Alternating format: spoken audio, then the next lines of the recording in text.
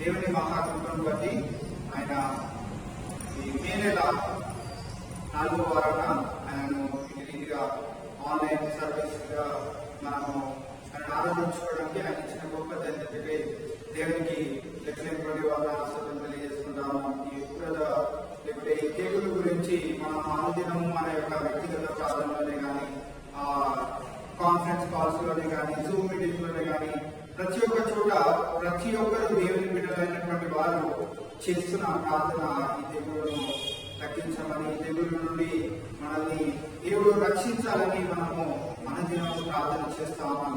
అటు రీతిగా ఆయన మహాకృపను బట్టి మనల్ని అందరినీ కాచి కాపాడి సంరక్షిస్తా ఉన్నాడు. అందుని బట్టి మరి ఒకసారి దేవాది దేవునికి లెక్కలేని బట్టి వందనాలు తెలియజేసుకుంటూ ఈరోజు ఆరాధనలో ప్రారంభించుకుందాం. మన మధ్యలో పాస్టర్ గారు శ్రీమతి మేరీ రామరావు గారు ఉన్నారు. వారు వచ్చి మొదటి ఆరంభ ప్రార్థనలో చేస్తారు.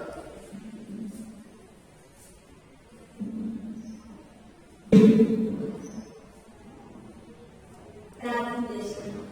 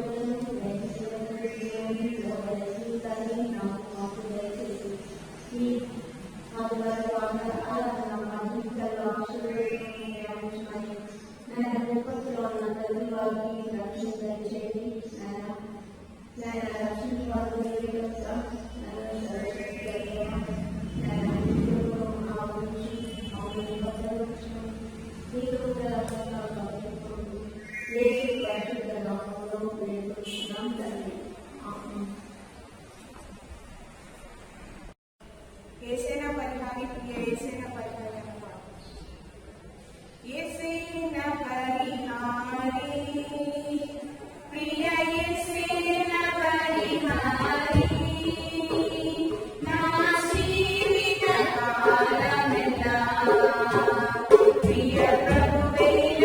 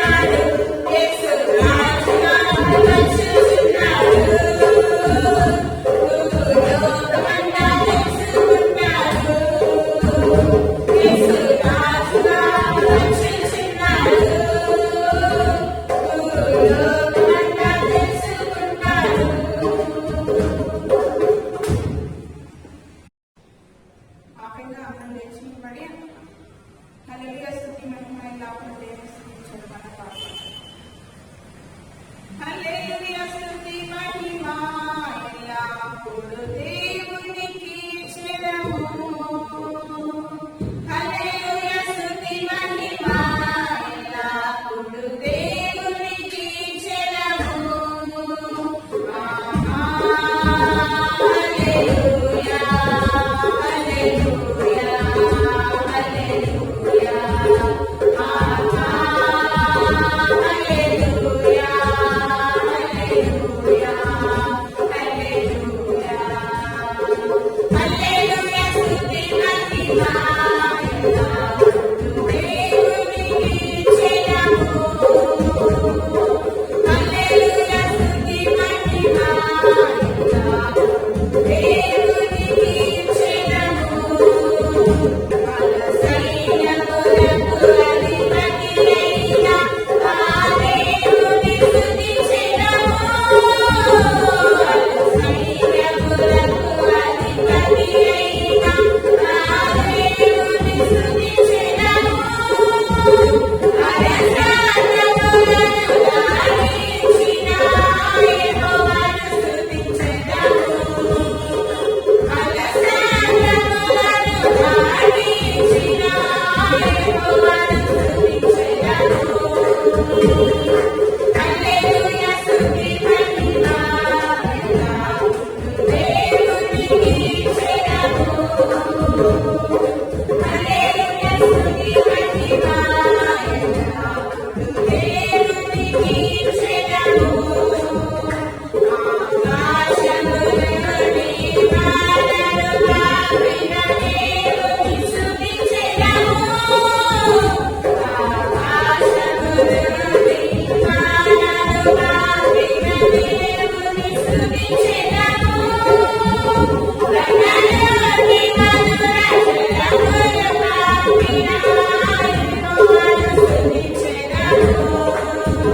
రణలోని మధుర జలములు పాపిన యెహోవాను స్తుతించెదము. హల్లెలూయా స్తుతి మహిమ ఎల్లప్పుడూ దేవునికి చెదము. హల్లెలూయా స్తుతి మహిమ ఎల్లప్పుడూ దేవునికి చెదము. హల్లెలూయా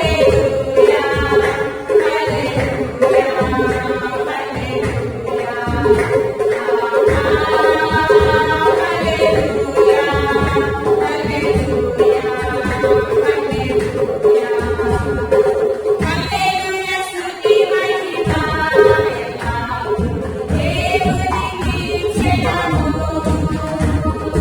హల్లెలూయా స్తుతి మహిమ ఎల్లప్పుడూ దేవునికి చెదము.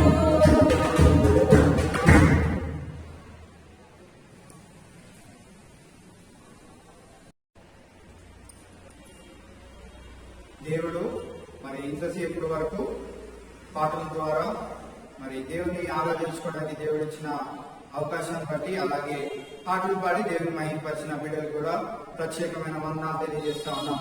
ఈ దినాన దేవుడు మనతో మాట్లాడబోయే దైవ సందేశాన్ని ఏంటో దినాన కొద్దిసేపు ధ్యానం చేసుకుందాం. మనకి జ్ఞానము కావాలి అంటే మనము యవనస్తులకు కానీ చిన్నపిల్లలకు కానీ ఏం చదవమని చెప్తామండి?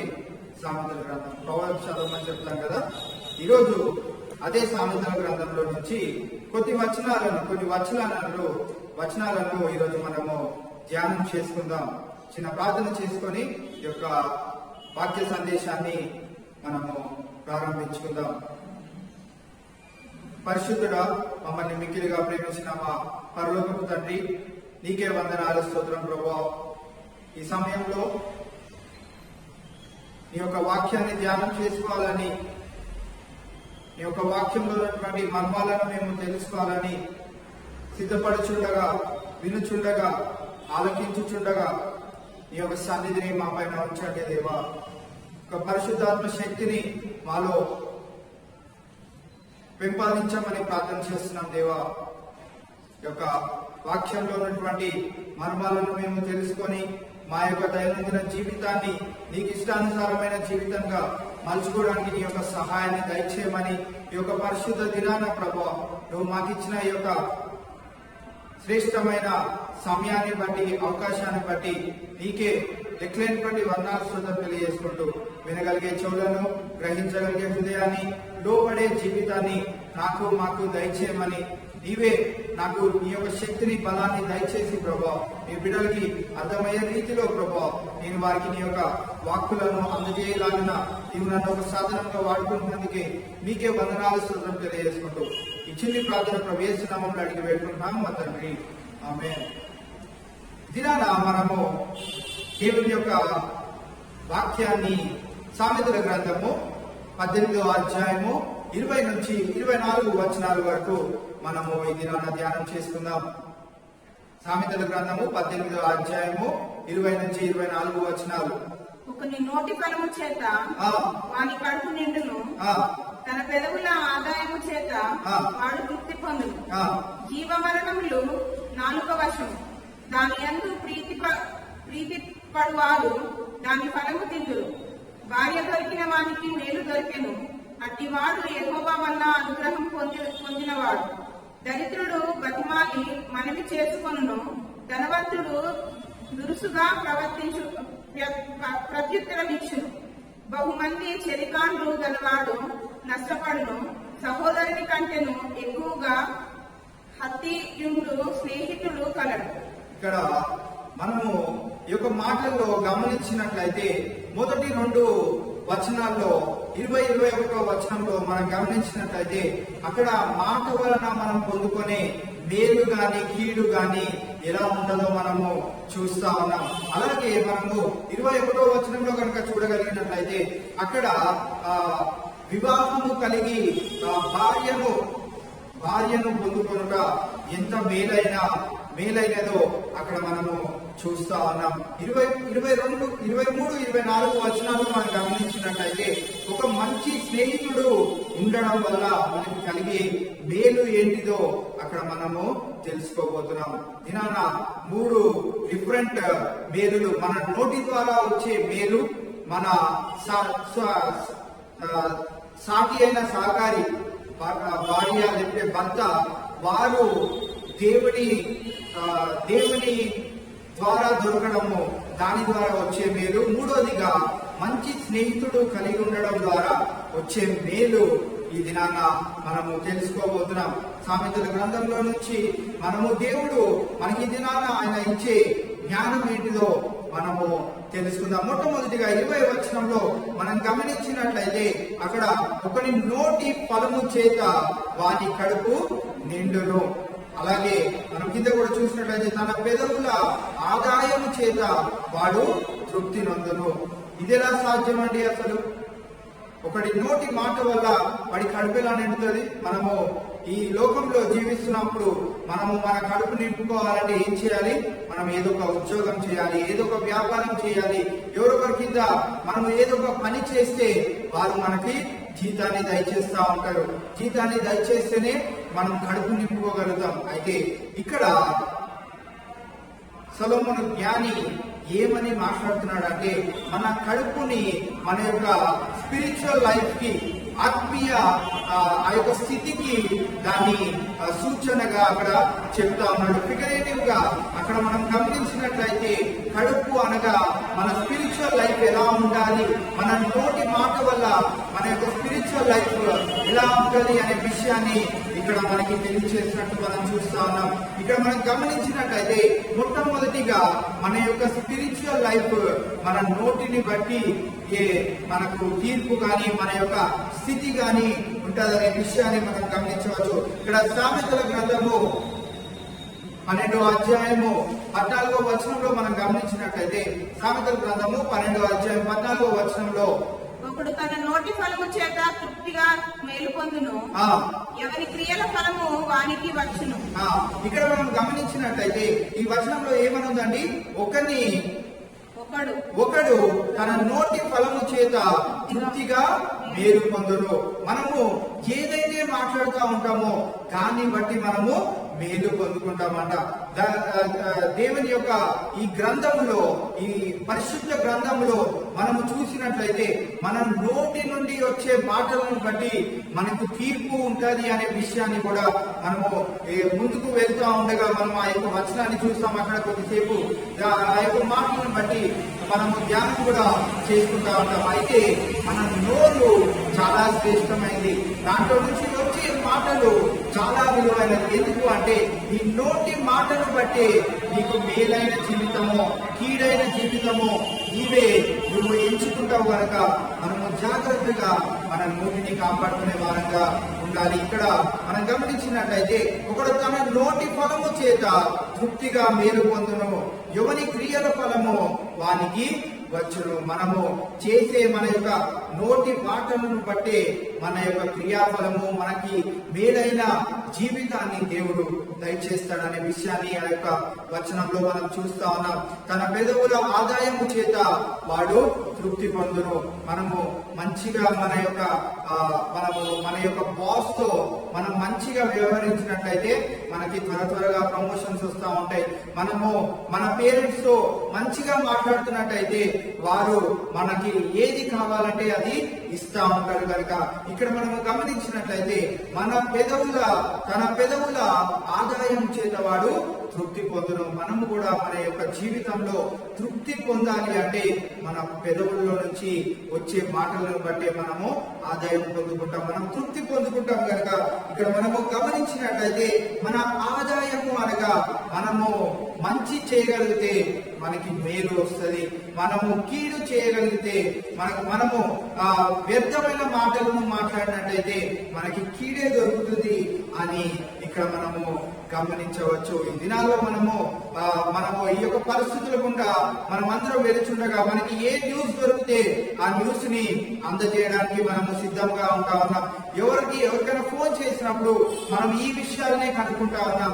అయితే దేవుని బిడ్డలుగా ఒక ప్రత్యేక రీతిగా మనల్ని దేవుడు సెపరేట్ చేసుకున్న విధానాన్ని ఒకసారి జ్ఞాపకం చేసుకొని మనము ఏం చేయాలంటే వారి యొక్క పరిస్థితిని ఒకసారి తెలుసుకొని వారి యొక్క పరిస్థితిని గమనించి మనము ఏం చేయాలి అంటే వారి కొరకు ప్రార్థన చేసే వారంగా ఉండాలి. మన నోటి నుండి మనము ప్రార్థన చేయగలిగినట్లయితే మనము మేలు పొందుకుంటాము అనే విషయాన్ని గమనించవచ్చు. ఎందుకు అంటే కీడు దాంట్లో నుంచి ఏముంటది అంటే మనకు తెలియని న్యూస్ కూడా కొన్ని వారికి చెప్పి వారిని భయపెట్టవచ్చు. దాని ద్వారా వారికి కీడు కలగొచ్చు, మనకి కూడా కీడు కలగొచ్చు. కనుక మనకి తెలిసినది ఏంటిది అంటే మనము ఆత్మీయంగా పెరుగుతున్న దాన్ని బట్టి మనము వారి కొరకు ప్రార్థన చేసే వారంగా ఉండగలిగినట్లయితే వారికి కొన్ని ధైర్యకరమైన దేవుని యొక్క మాటలను, మనకి తెలిసిన మాటలను వారికి చెప్పగలిగినట్లయితే వారికి మేలు చేసే వారంగా ఉంటూ మనకి కూడా దేవుని యొక్క మేలును కోల్పోకుండా వాటిని పొందుకునే వారంగా ఉంటామని మీకు తెలియజేస్తా ఉన్నాను. ఇదే మనము దీనికి కంటిన్యూషన్ గానే 21వ వచనం కూడా ఉంది. అది ఏంటి అంటే జీవ మరణములు నాలుక వశము, దాని యందు ప్రీతి పడువాడు దాని ఫలము తిందును. ఇక్కడ మనం గమనించినట్లయితే మనకి ఏమొస్తుందట, జీవ మరణములు, లైఫ్ అండ్ డెత్ మన యొక్క నాలుక వశము అట. మన నాలుకలో నుండి వచ్చే మాటలు, వ్యర్థమైన మాటలు, ఎవరైనా తిట్టే మాటలు, అవన్నీ వస్తున్నట్లయితే వాటిని బట్టి మనకి జీవం ఇవ్వాలా లేకపోతే మరణం ఇవ్వాలా అనే విషయాన్ని మనము గమనిస్తా ఉంటాము అనేది ఇక్కడ బైబిల్ యొక్క ఆ యొక్క మాటల్లో నుంచి మనము గమనిస్తా ఉన్నాం. ఇక్కడ అలాగే మనము చూసుకున్నట్లయితే 21వ వచనంలో సామెతల గ్రంథము 13వ అధ్యాయము 2-3 వచనాల్లో కనుక మనము గమనించగలిగినట్లయితే అక్కడ నోటి ఫలము చేత మనుషులు మేలు అనుభవించును,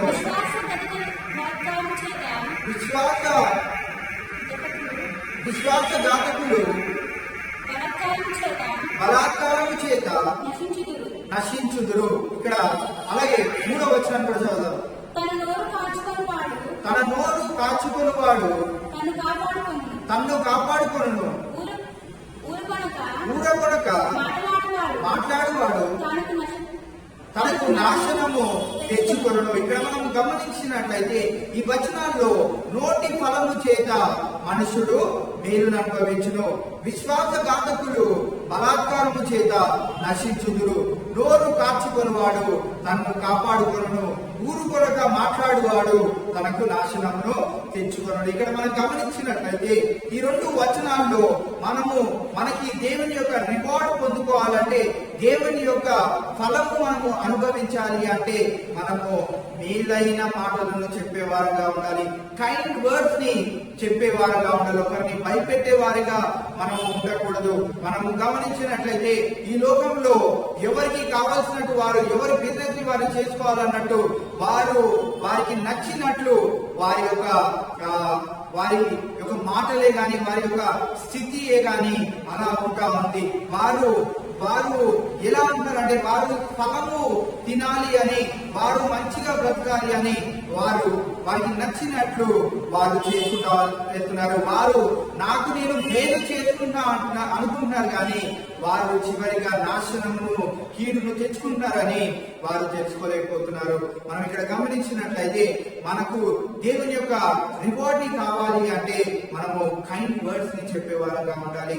మనము వైలెన్స్ లేకుండా చూసుకోవాలి అంటే మనము వైలెన్స్ ని ఎవరు క్రియేట్ చేస్తారు అంటే, ఎవరైతే దేవునికి అన్ఫెయిత్ఫుల్ గా ఉంటారో, విశ్వాసఘాతకులుగా ఉంటారో వారు బలాత్కారమును, నాశనమును వారు కొని తెచ్చుకుంటారనే విషయాన్ని మనం గమనించవచ్చు.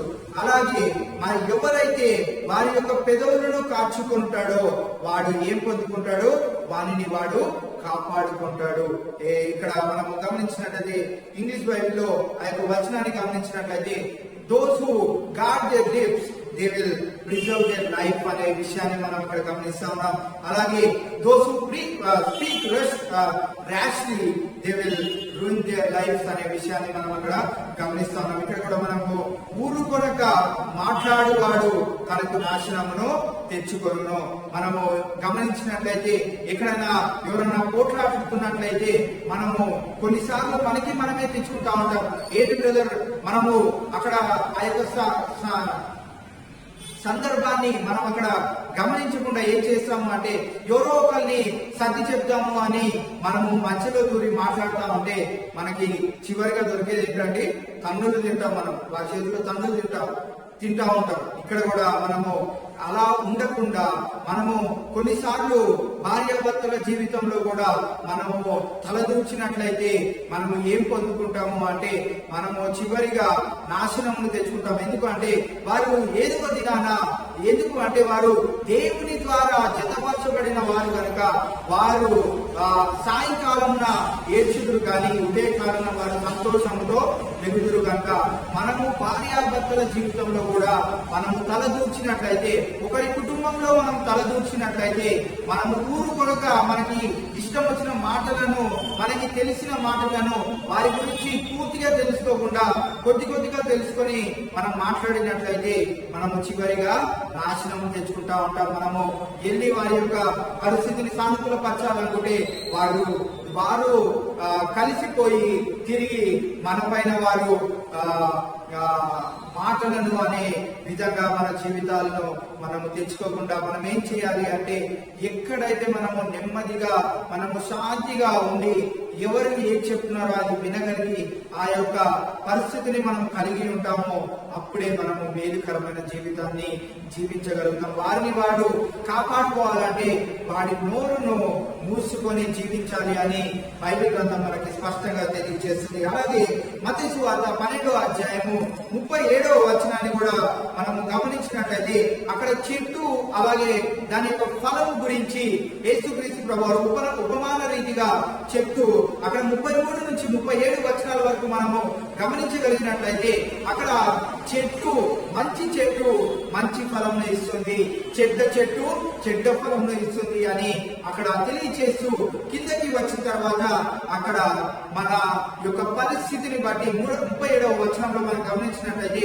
అక్కడ మన పరిస్థితిని బట్టి మనము నీతిమంతులమా లేకుంటే అనీతిమంతులమా అనే విషయాన్ని మనకి తీర్పు తీర్చబడుతుంది అనేది మనం అక్కడ చదువుతూ ఉంటాం. ఒకసారి మత్తయి సువార్త 12వ అధ్యాయం 37వ వచనాన్ని చదువుదాం.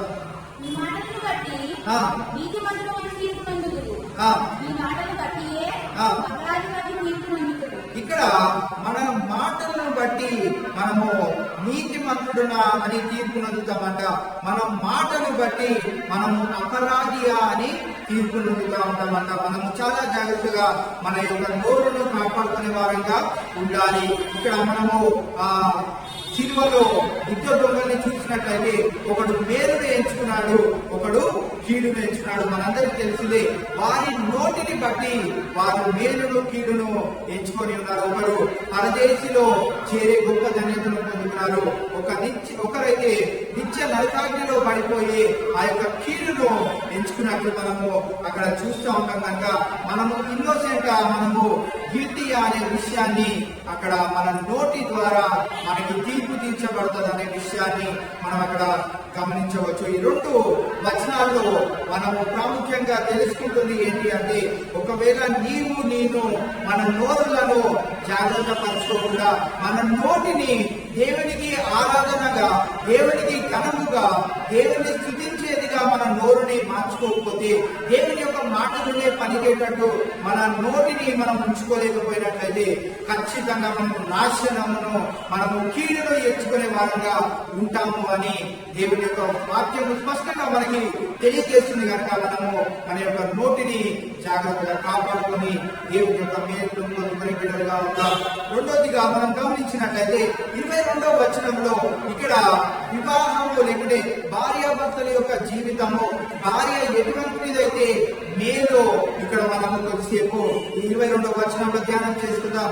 భార్య దొరికిన వానికి మేలు దొరికేను, అట్టివాడు యెహోవా వలన అనుగ్రహము పొందెను. ఇక్కడ మనం గమనించినట్లయితే భార్య దొరుకుట, ఇదే సామెతల గ్రంథంలో మనము గమనించినట్లయితే ఒక 3 వచనాల్లో భార్య గురించి ఏం మాట్లాడుతున్నాడో, సొలొమోన్ ఏం మనకు తెలియచేస్తున్నాడో మనము గమనిద్దాం.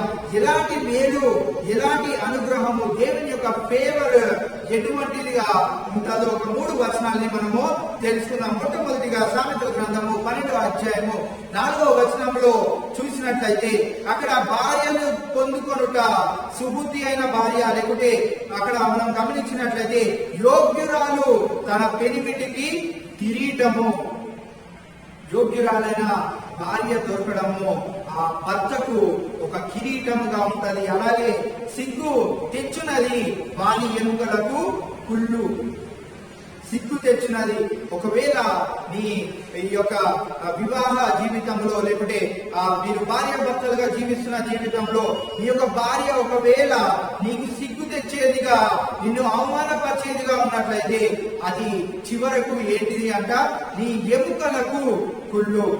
నువ్వు చెప్పిన మాట వినకుండా, నీవు చేయమనే పని చేయకుండా, నీవు ఉండమన్నట్టు ఉండకుండా తనకు ఇష్టానుసారమైన జీవితాన్ని జీవిస్తున్నట్లయితే ఆమె నీ ఎముకలకు కుళ్ళు తెచ్చేదిగా జీవిస్తుంది. అయితే యోగ్యురాలైన భార్య తన పెనిమిటికి కిరీటంగా ఉంటది అని మొట్టమొదటి అయిన మేలు ఏంటిది అంటే, your wife will be A crown to you when she is, ఆమె యోగ్యురాలుగా నువ్వు ఆమెను ఎంచుకున్నట్లయితే, అట్టి భార్య దొరికినప్పుడు, యోగ్యురాలైన భార్య దొరికినప్పుడు నీకు అది కిరీటముగా దేవుడు ఉంచుతాడు. కనుక అదే దేవుడు ఇచ్చే అనుగ్రహముగా మనము మొట్టమొదటి మాటను చూసుకుందాం. రెండోదిగా మనం గమనించినట్లయితే ఈ సామెతల గ్రంథము 19వ అధ్యాయం 14వ వచనంలో కూడా మనం చూసుకున్నట్లయితే యెహోవా యొక్క దానము, చదువుదామా?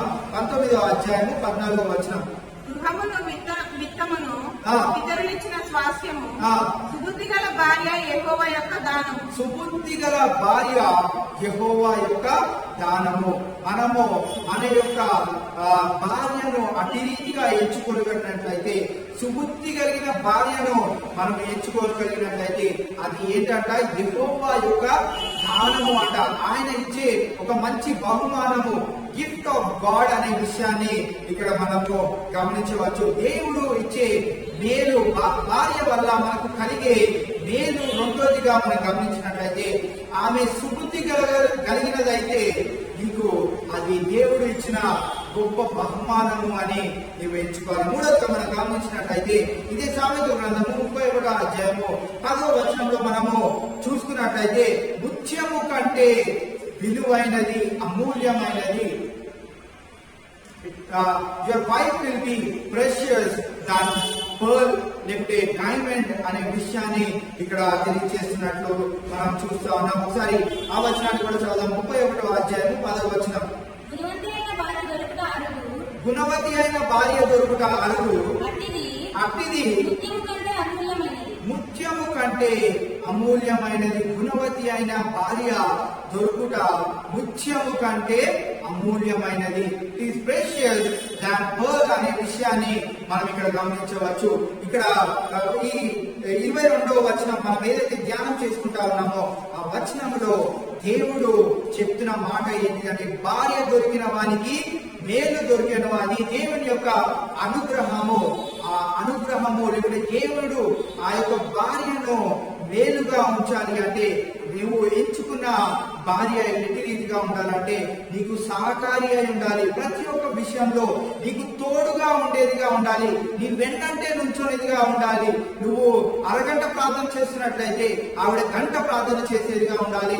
నువ్వు క్యాలెండర్ వాక్యం చదువుకొని వెళ్తున్నట్లయితే ఆవిడ ఒక అధ్యాయాన్ని చదివే భార్యగా ఉండాలి అని ఇక్కడ మనకు దేవుడు తెలియజేస్తా ఉన్నాడు. నీకు మేలుకరమైన భార్య దొరికింది అంటే ఆమెకి ఈ మూడు గుణగణాలు ఉండాలి. మొట్టమొదటిగా ఆమె నీకు కిరీటంగా ఉంటుందా లేదా నువ్వు చెక్ చేసుకుంటా ఉండాలి.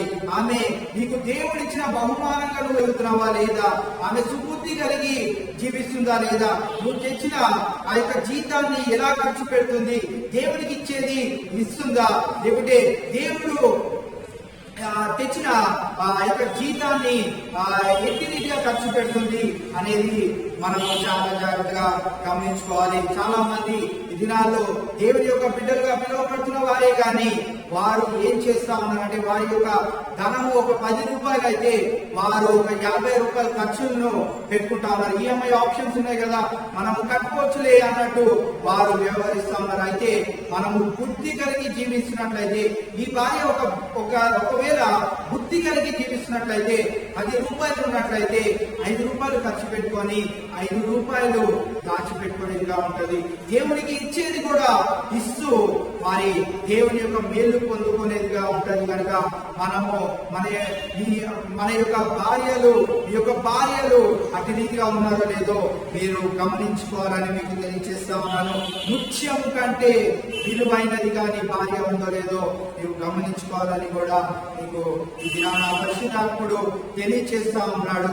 మనము 23, 24 వచనాలు కూడా గమనించినట్లయితే అక్కడ మనము 23, 24 వచనాలు కూడా మనం చూసుకున్నట్లయితే అక్కడ దరిద్రుడు బతిమాలి మనవి చేసుకొనును, ధనవంతుడు దురుసుగా ప్రత్యుత్తరం ఇచ్చును. 23వ వచనాన్ని కనుక మనము గమనించినట్లయితే ఒక ఆఫీస్ లో బాస్ ఎట్టి రీతిగా ఉంటాడంటే ఆఫీస్ బాయ్ ఉన్నాడు. రోజు ఆ బాస్ వచ్చి గుడ్ మార్నింగ్ చెప్తాడా? గుడ్ మార్నింగ్ చెప్పాడు. పోనీ ఆఫీస్ బాయ్ వెళ్ళి గుడ్ మార్నింగ్ చెప్తే గుడ్ మార్నింగ్ చెప్తాడా? కొన్నిసార్లు అది కూడా ఉండదు. చాలా మంది ధనవంతులు లేకుంటే ఆఫీసులని పెట్టుకుని బాస్ గా ఉంటున్న వారు ఎలా ఉంటారు?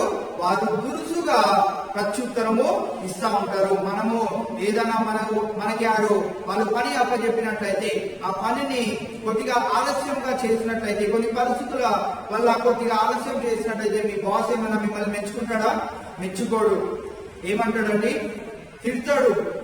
ఏంటి నువ్వు చేతకాని వాడిగా ఉంటావు, నీకు జీతం ఇచ్చి అనవసరము అనే మాటలను మనము అనుదినము మనం వింటానే ఉంటాం. ఇక్కడ మనం గమనించినట్లయితే దరిద్రుడు బతిమాలి మనవి చేసుకొనును, ధనవంతుడు దురుసుగా ప్రత్యుత్తరం ఇయ్యను. అయితే ఇక్కడ మనము లూకా సువార్త 16వ అధ్యాయము 19 నుంచి 31 వచనాల వరకు మనం గమనించినట్లయితే అక్కడ ధనవంతుడు దరిద్రుడు అయినటువంటి లాజరు గురించి మన అందరికీ తెలిసిందే. అయితే ఆ స్టోరీలో మనకి మోరల్ ఆఫ్ ది స్టోరీ కూడా మనకి తెలుసు. దరిద్రుడిగా బ్రతికిన వాడు పరలోక రాజ్యంలో అబ్రహాము రొమ్మున ఆనుకొని ఉన్నాడు. ధనవంతుడుగా బ్రతికిన వాడు నిత్య అగ్నిలో పడి వాడు ఎప్పుడు ప్రాధేయపడతా ఉన్నాడు. నాకు చుక్క నీటిని ఆ లాజరు ద్వారా దయచేయి అని అబ్రహామును వేడుకుంటున్నట్టు మనం ఆ యొక్క వచనాల్లో చూస్తూ ఉంటాం. ఆ తర్వాత ఆ యొక్క ధనవంతుడు ప్రాధేయపడిన ఇంకొక విషయం ఏంటి అంటే, నేనైతే ఈ యొక్క నిత్య నరకాగ్నిలో, ఈ యొక్క నాశనంలో ఈ యొక్క కీడును నేనైతే ఎంచుకున్నాను, కానీ నా యొక్క తర్వాత ఉన్నవారు నా యొక్క తోటి సోదరులకు దయచేసి ఇవి యొక్క మాటలను చెప్పి వారి నరకాగ్నిలో పడిపోకుండా లాజరు ప్రక్కన ఈ యొక్క రొమ్మున ఆనుకునే గొప్ప ధన్యతను వారందరికీ దయచేయని అక్కడ ఆ యొక్క ధనవంతుడు ప్రలాపిస్తున్నట్టు మనం ఆ యొక్క వచనాల్లోనే చూస్తూ ఉంటాం. కనుక మనము చాలా జాగ్రత్తగా ఈ యొక్క జీవితాన్ని జీవించాలని మీకు తెలియజేస్తా ఉన్నాను. ఇక్కడ మనము గమనించినట్లయితే rich man came as a poor man from heaven and gave his life to poor people like us to become rich people in heaven. ఎవరండి ఆ వ్యక్తి? ధనవంతుడు అయిన ఆ వ్యక్తి దరిద్రునిగా ఈ భూలోకానికి పరలోకం నుండి వచ్చి మనకు ఆయన గొప్ప స్థితిని, ఆ దరిద్రులమైన మన బ్రతుకుకు ఆయన గొప్ప స్థితిని, ధనవంతులుగా పరలోక రాజ్యాన్ని చేర్చుకోవడానికి భూలోకానికి వచ్చిన ఏకైక వ్యక్తి ఎవరంటే మన యేసుక్రీస్తు ప్రభువారు.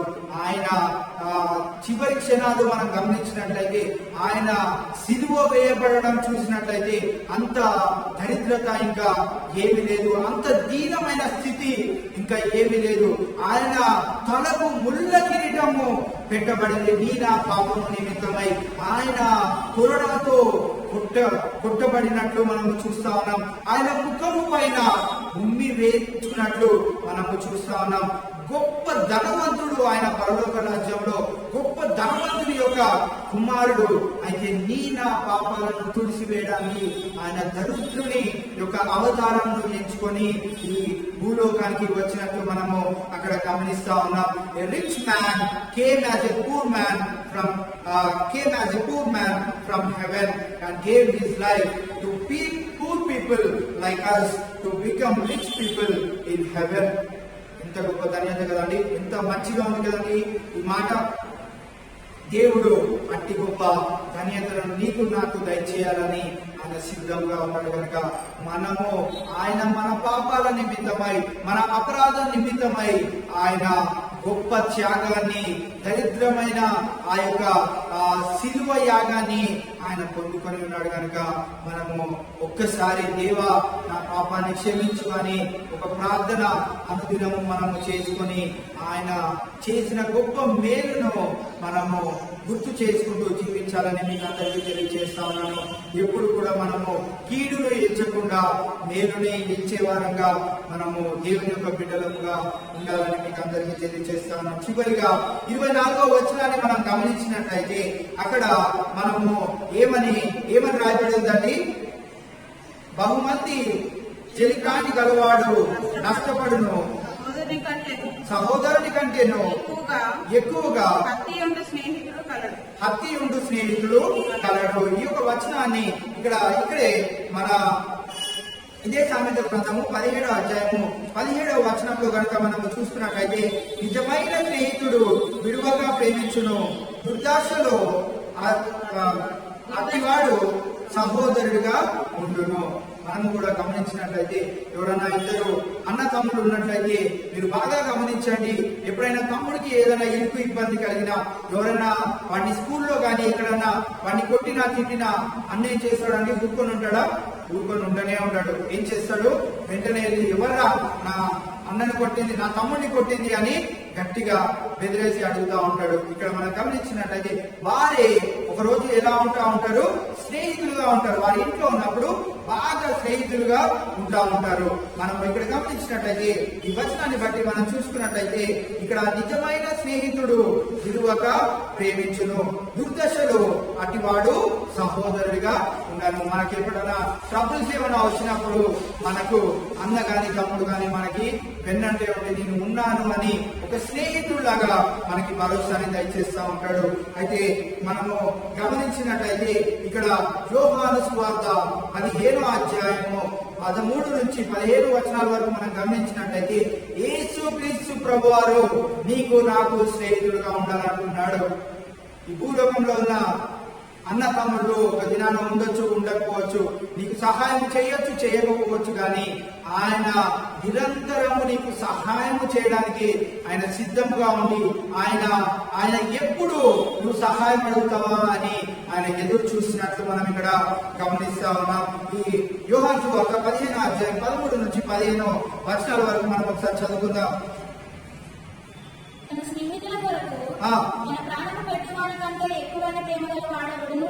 ఎవడనూ లేడు. నేను మీకు ఆజ్ఞాపించు వాటిని చేసిన యెడల మీరు మా స్నేహితులై ఉందురు. దాసులు తన యాజకుని చేయడానికి ఎరుగడు.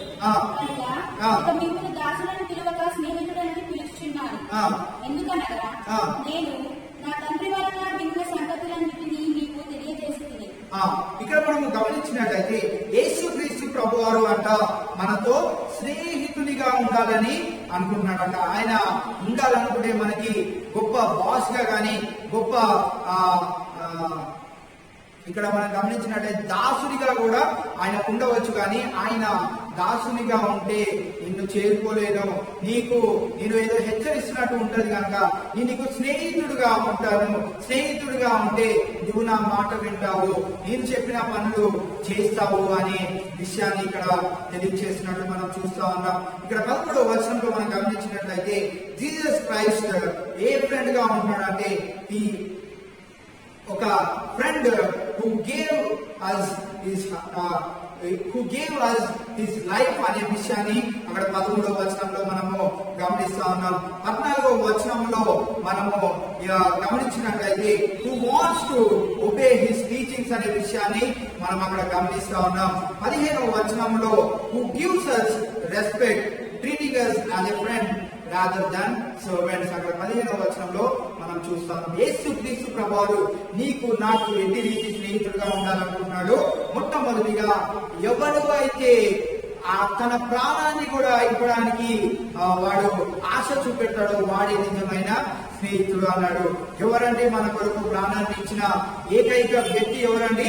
యేసుక్రీస్తు ప్రభువారు. ఆయన ఒక్కడే మనందరి కొరకు ప్రాణాన్ని ఆయన ఇచ్చినట్టు మనము చూస్తా ఉన్నాం. ఈ 3 మాటల్లో ఆయన చేసిన పనులను మనము చూస్తా ఉన్నాం. ఆయన దీనుడుగా వచ్చి మనందరి మధ్యలో ఆయన పుట్టుక కూడా ఒకసారి మనము జ్ఞాపకం చేసుకున్నట్లయితే ఆయన ఎలా పుట్టాడండి? పశువుల పాకలో ఆయన పుట్టి ఉన్నాడు. అందరికీ వీలుగా ఉండేటట్టు ఆయన ఏదో పెద్ద రాజమహల్లో నివసించలేదు. అందరి మధ్యలోకి వచ్చి అందరితో కలిసి అందరికి బోధ చేసినట్టు మనము చూస్తా ఉన్నాం. కనుక ఆయన కోరుకునేది ఏంటి అంటే we should obey his teachings. ఆయన యొక్క మాటలను గైకొని జీవించగలిగినట్లయితే ఆయన మనకి స్నేహితుడిగా ఉండి ఆయన మనకు కావలసిన సమస్తాన్ని దయచేయడానికి సిద్ధంగా ఉన్నాడు కనుక so from the above verses we can see 3 kinds of friends. మనము పైన చదువుకున్న వచనాలను బట్టి, ధ్యానం చేసుకున్న వచనాలను బట్టి 3 రకమైన స్నేహితులను మనము ఇక్కడ చూసుకోవచ్చు. మొట్టమొదటిగా చైల్డ్హుడ్ ఫ్రెండ్స్. మనందరికీ చిన్ననాటి స్నేహితులు ఉంటారు కదండి. చిన్ననాటి స్నేహితులు వారు మన పేరెంట్స్ అవ్వవచ్చు, టీచర్స్ అవ్వవచ్చు, మన ఫ్రెండ్స్ అవ్వవచ్చు. వారు మనకి ఏం నేర్పిస్తారంటే మాటలను నేర్పిస్తారు. మనము 20-21 వచనంలో చూసుకుంది అదే. 20-21 వచనంలో మాటలను నేర్పిస్తారు. ఒక ఫ్రెండ్ నీకు చెడు మాటలను నేర్పిస్తే వాటిని నువ్వు లైఫ్ అంతా మాట్లాడుతూ ఉంటావు. ఒక పేరెంట్ నీకు రోజు నిన్ను తిడుతున్నట్లయితే నీవు కూడా అవే మాటలను నేర్చుకుంటా ఉంటావు. ఒక టీచర్ నిన్ను ఎప్పుడు గద్దిస్తూ నువ్వు దేనికి పనికిరావు అని చెప్తున్నట్లయితే నువ్వు ఆ మాటలను నేర్చుకొని నేను దేనికి పనికిరానేమో అని ఇతరులు కూడా అదే చెప్తూ జీవిస్తూ ఉంటాం కనుక మొదటి 20-21 వచనంలో వచనంలో, ఈ సామెతల గ్రంథం 18వ అధ్యాయం 20-21 వచనంలో మన నోటి మాటలను నేర్పించేవారు ఎవరంటే మన చైల్డ్హుడ్ ఫ్రెండ్స్, మన పేరెంట్సే కానీ, మన టీచర్సే కానీ, మన చిన్ననాటి స్నేహితులే కానీ మనకి నేర్పిస్తూ ఉంటారు. వారు మన చిన్ననాటి నుండి మనతో పాటు ఉంటారు. రెండవదిగా మనం గమనించినట్లయితే wife and husband as a friend, వివాహం కలిగిన వారు స్నేహితులుగా ఉండినట్లయితే వారు పొందుకునేది ఏంటి అంటే, వారు ఏం నేర్పిస్తారంటే మంచి జీవితాన్ని ఎలా జీవించాలో వారు మనకి నేర్పిస్తూ ఉంటారు. మనకి చాలా సార్లు గమనించినట్లయితే మన వైఫ్ కొన్ని విషయాల్లో ఈమె చెప్తే బాగుంటుందా అనుకొని మనము సతమతమైన పరిస్థితుల్లో గమనించినట్లయితే మంచి సలహాని దయచేసే బిడ్డగా ఉంటా ఉంటది, మంచి సలహాను ఇచ్చే బిడ్డగా ఉంటా ఉంటది. నువ్వు మొట్టమొదటిగా ప్రార్థన చేసుకో, దేవుని యొక్క వాక్యాన్ని చదువుకొని ముందుకు కొనసాగు అని దేవుని యొక్క దయను పొందుకున్న, దేవుని యొక్క పెరుగుదలలో దేవుని యొక్క మాటలను వింటూ పెరుగుతున్న బిడ్డ అయితే అట్టి రీతిగా సమాధానాన్ని భర్తకు దయచేస్తూ ఉంటది. మంచి జీవితాన్ని ఎలా జీవించాలో వారు నేర్పిస్తూ ఉంటారు. అది ఎప్పటి నుంచి కలుగుతుంది? మన టీనేజ్ నుంచి ఒక మంచి ఏజ్కి వచ్చినాక, వివాహము జరిగిన తర్వాత అది ఆ యొక్క ఫ్రెండ్ మనకి దొరుకుతూ ఉంటది. అయితే మూడవదిగా మనం గమనించినట్లయితే Jesus Christ as a friend, ఆయన మన పుట్టుక ముందు నుండి మనము చనిపోయి పరలోక రాజ్యానికి చేరేంత వరకు ఆయన సజీవుడుగా ఎప్పుడు జీవం కలిగిన దేవుడుగా ఆయన ఉంటా ఉన్నాడు. కనుక ఆయన నేర్పించేది ఏంటంటే, ఒకవేళ నువ్వు ఆయన ఆజ్ఞలను, ఆయన మాటలకు లోబడి జీవించగలిగినట్లయితే ఆయన నీకు నిత్య రాజ్యంలో స్థానాన్ని, నిత్యత్వాన్ని ఆయన దయచేస్తాడు. You can receive eternal life అనే విషయాన్ని మనం అక్కడ గమనించవచ్చు. కనుక ఈ మాటలను వింటున్న మనము చాలా జాగ్రత్తగా మన యొక్క జీవితాన్ని జీవించాలని మీకు అందరికీ తెలియజేస్తాము. అయితే భార్య గురించి చాలా మాటలే చెప్పారు, అయితే భర్త ఎలా ఉండాలో కూడా చెప్పాలి కదా అని చాలా మంది అడుగుతా ఉంటారు. భర్త గురించి మనం గమనించినట్లయితే ఒకటే ఒక మాట మనము చాలా సార్లు చూస్తా ఉంటాం. అదొక్కటి ఆయన కనపరచగలిగినట్లయితే భార్య ఎన్ని విషయాల్లో ఆయన మాట వింటది అని మనం గమనించవచ్చు. ఎఫెసీయులకు రాసిన పత్రిక 5వ అధ్యాయము 25వ వచనంలో మనం గమనించినట్లయితే భర్త తన భార్యను ఎల్లప్పుడూ ప్రేమించాలి. ఒకసారి చదువుదామా? ఎఫెసీయులకు రాసిన పత్రిక 5వ అధ్యాయము 25వ వచనం. పురుషులారా మీరును మీ భార్యలను ప్రేమించుడి. భర్తలుగా ఉన్నవారు ఏం చేయాలి? మీ భార్యలను ప్రేమించాలి. మీ భార్యలను మీరు ప్రేమించగలిగినట్లయితే ఆమె నీకు ఒక కిరీటముగా ఉంటది, ఒక విలువైన ముత్యముగా ఆమె ఉంటది, అలాగే దేవుడిచ్చిన దానముగా ఆమె ఉంటది. కనుక మనము మన యొక్క జీవితాన్ని చాలా జాగ్రత్తగా కాపాడుకుంటూ మన నోటి ద్వారా మనకి నాశనం వస్తుంది అనే విషయాన్ని మనం గమనించుకోవాలి. మన భార్య, మన భర్త మంచిగా దేవుని దయలో, దేవుని యొక్క కృపలో ఎదుగుతా ఉంటేనే ఈ చెడును పక్కన పెట్టేసి మేలును ఎంచుకుంటూ జీవించగలిగినట్లయితే వారు మంచి జీవితాన్ని జీవించగలుగుతారు. యేసుక్రీస్తు ప్రభువారిని నువ్వు స్నేహితునిగా స్వీకరించగలిగినట్లయితే ఆయన నీకు నిత్య రాజ్యంలో స్థానాన్ని దయచేస్తాడు. కనుక దేవుడు ఈ దినాన మనకిచ్చిన ఈ అమూల్యమైన మాటలను బట్టి నీవు యేసుక్రీస్తు ప్రభువారిని సొంత స్నేహితునిగా స్వీకరించాలని ఈ దినాన నేను కోరుకుంటా ఉన్నాను. అప్పుడు నీ చైల్డ్హుడ్ ఫ్రెండ్స్ గాని, నీ యొక్క భార్య గాని, భర్త గాని నీకు స్నేహితుడిగా వారు మారిపోతారనే విషయాన్ని నేను మీకు తెలియజేస్తా ఉన్నాను. కనుక మన నోటిని చాలా జాగ్రత్తగా కాపాడుకోవాలి. మేలుని ఎంచుకునేటట్టు మనం దాన్ని జాగ్రత్తగా కాపాడుకోవాలి. అలాగే మన యొక్క భార్యాభర్తలను సరిగ్గా మనము ఎంచుకునే వారంగా ఉండాలి. మనము అలాగే యేసుక్రీస్తు ప్రభువారిని నేను సొంత రక్షకునిగా, ఆయనే నిజమైన స్నేహితుడుగా, మనకు ప్రాణం పెట్టిన గొప్ప స్నేహితుడు అని నేను తెలుసుకోవాలని కోరుకుంటూ ఈ కొద్ది మాటలను దేవుడు మనందరి వెనుకల్లో భద్రపరచును గాక. ఆమేన్. చిన్న ప్రార్థన చేసుకొని మనము ఈ యొక్క ఆరాధనను ముగించుకుందాం.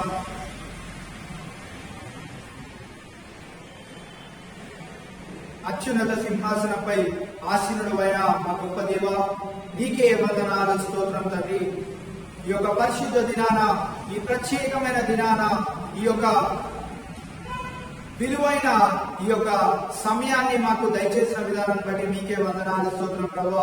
ఈ యొక్క మాటలను ప్రభువా మేము ఈరోజు నేర్చుకోవడానికి నువ్వు ఇచ్చిన సహాయాన్ని బట్టి నీకే వందనాలు, స్తోత్రం ప్రభువా. ఈ యొక్క మాటలను వింటున్న ప్రతి ఒక్క బిడ్డలకి ప్రభువా వారికి కావలసిన ఆ యొక్క విడుదలను మీరు దయచేయమని ప్రార్థన చేస్తున్నాం. వారు దేని గురించి అయితే వారు అనుదినము విజ్ఞాపన చేస్తూ మొరపెడతా ఉన్నారో వాటి నుండి ప్రభువా మీరు విడుదలను దయచేయండి. అనారోగ్య పరిస్థితి అయితే వారికి మంచి ఆరోగ్యాన్ని దయచేయమని ప్రార్థన చేస్తున్నాం. ఎవరైతే ప్రభు ఇరుకు ఇబ్బందుల్లో ఉంటూ ప్రార్థన చేస్తున్నారో వారికి ప్రభు ఆ యొక్క సాతానుకు పెట్టే గలిబిలి నుండి వారికి విడుదలను దయచేయమని ప్రార్థన చేస్తున్నాం. దేవా నీకే వందనాలు, స్తోత్రం ప్రభు. ఈ విపత్కరమైన పరిస్థితుల నుంచి మేము ప్రభు జ్ఞానము కలిగి బుద్ధి కలిగి ప్రభు ఈ యొక్క మాటలను తెలుసుకుంటూ ప్రభు నీకు ప్రభు మేము లోబడి జీవిస్తూ ప్రభు మా పాపాలను నీ యొక్క పాదాల చెంత పెట్టు ప్రభు వాటిని ఎన్నడూ జ్ఞాపకం చేసుకోవాలనే మాటను మేము జ్ఞాపకం చేసుకుంటూ ప్రభు అనుదినము నిన్ను స్తుతించే బిడ్డలుగా మేము ఉండడానికి సహాయం దయచేయండి. ఈ ఉగ్రతల నుండి మమ్మల్ని మేము రక్షించుకోవడానికి నీ యొక్క సహాయాన్ని మాకు దయచేయమని ప్రార్థన చేస్తున్నాం. దేవా నీకే వందనాలు, స్తోత్రం ప్రభు.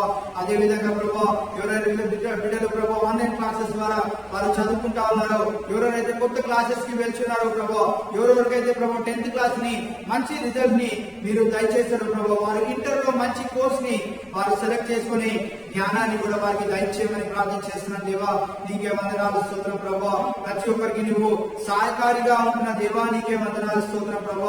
ఈ దినాన ఈ మాటలు విన్న మేమందరము నిన్ను ప్రభు మేము సొంత స్నేహితునిగా, సొంత రక్షకునిగా అంగీకరించే గొప్ప భాగ్యాన్ని మాకు దయచేయమని ప్రార్థన చేస్తున్నాను. దేవా ఈ వాక్యాన్ని పెట్టిన ప్రతి ఒక్క బిడ్డకి ప్రభు నువ్వు దాచిపెట్టిన ఆ యొక్క మేలు, దీవెనలు, ఆశీర్వాదాలు కుమ్మరింపజేసి వారికి కావలసిన వారికి మంచి ఆరోగ్యాన్ని మీరు ప్రసాదింపజేయమని, ఎవరైతే వారి యొక్క స్నేహితులు కానీ వారి యొక్క రక్త సంబంధికులు కానీ వారు కోల్పోయి ఉన్నారో వారికి కావలసిన ఆదరణను మీరు దయచేయమని ప్రార్థన చేసిన దేవా నీకే వందనాలు, స్తోత్రం ప్రభా. ఈ రీతిగా నువ్వు మాకు ఈ గొప్ప సమయాన్ని మాకు దయచేసి నీ యొక్క వాక్కులో నుండి ఆ యొక్క గొప్ప మర్మాలను మేము తెలుసుకోవడానికి నీవు మాకు ఇచ్చిన ఈ శ్రేష్టమైన సమయాన్ని బట్టి నీకే మరి ఒకసారి వందనాల స్తోత్రములు తెలియజేసుకుంటూ సమస్త ఘనత మహిమ నీకే ఆరోపిస్తూ ఈ ప్రార్థన యేసునామములో అడిగి వేడుకుంటున్నాం మా తండ్రి, ఆమేన్. మన ప్రభు అయిన యేసుక్రీస్తు వారి యొక్క కృపయు, తండ్రి యొక్క ప్రేమయు, పరిశుద్ధాత్మ యొక్క నిత్య అన్యోన్య సహవాసము, కాపుదల, సంరక్షణ మనకి ఎల్లప్పుడూ ఆయన తోడుగా దయచేయును గాక. ఆమేన్, ఆమేన్, ఆమేన్. దేవుడు మనందరినీ దీవించి ఆశీర్వదించును గాక.